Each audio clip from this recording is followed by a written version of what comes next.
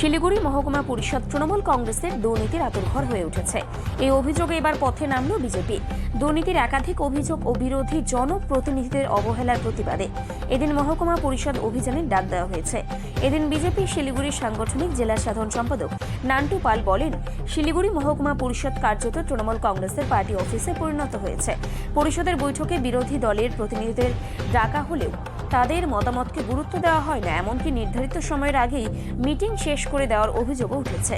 এদিন কাঞ্চনজঙ্ঘা স্টেডিয়ামের সামনে থেকে বিজেপির কর্মী সমর্থকরা মিছিল করে মহকুমা পরিষদের সামনে পৌঁছায়, তবে সেখানে আগে থেকেই মোতায়েন বিশাল পুলিশ বাহিনী বিজেপির পথ আটকে দেয়।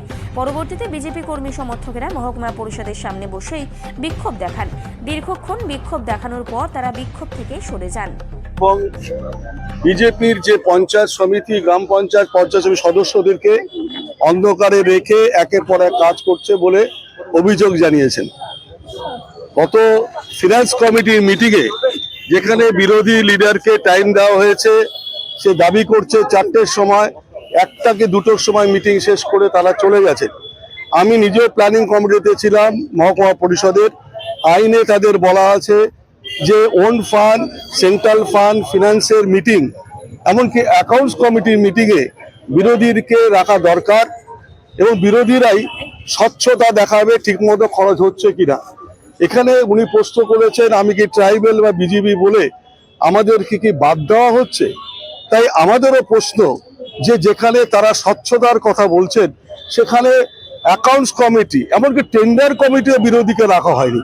যেখানে বলা হয়েছে, আমি নিজে দীর্ঘদিন পৌরসভা এবং মহকুমা পরিষদের অপারেটিভ নিয়মে জানি যে টেন্ডার কমিটিতে বিরোধীকে রাখতে হবে যে সঠিকভাবে হচ্ছে কিনা, এবং সেখানে দেখা যাচ্ছে বিরোধীদের টেন্ডার কমিটিতে রাখা হয় না। ওনারা একটা শ্বেতপত্র প্রকাশ করুক। আমরা বিজেপির থেকে দাবি করছি যে ফিনান্স কমিটি, কেন্দ্র সরকার কোন ফান্ডে কত টাকা দিয়েছে, কোন ফান্ডে কত পেয়েছে, কেন্দ্র সাহায্য স্বচ্ছ ভারতের জল মিশনের জলের জন্য যে টাকা দিয়েছেন, এই টাকার একটা হিসেব স্বচ্ছতার তারা বোর্ড মিটিংয়ে পাশ করে আমাদের বিরোধী লিডারকে দিক। আমরা সেটা দেখতে চাই। যদি না দেওয়া হয়, আজকে আমরা জানিয়ে দিলাম, আমি সাধারণ সম্পাদক হিসেবে জানিয়ে দিলাম, আগামী দিনে আমরা কিন্তু বৃহত্তর আন্দোলনে যাব। শিলিগুড়ি মহকুমা পরিষদকে একটা সময় দিচ্ছি, তারা কি হিসেবে দিয়েছেন আর কেন বিরোধী লিডারকে তারা বাইপাস করছে, কেন বিরোধী লিডারকে তারা অ্যাকাউন্টস কমিটিতে রাখছেন না, ফিনান্স কমিটি রাখছেন না। ফিনান্স কমিটি দেরি হলো। আরেকটা বিষয়, পঞ্চায়েতের অফিস কেন মহকুমা পরিষদের অফিস শহরে থাকবে? শহরে জায়গা নেই, স্টেডিয়ামের পাশে। আমি দাবি করছি সেই জায়গাটা পার্কিং জোন করা হোক, পার্কিং এর জায়গা হোক, স্টেডিয়ামে গাড়ি রাখার জায়গা নেই।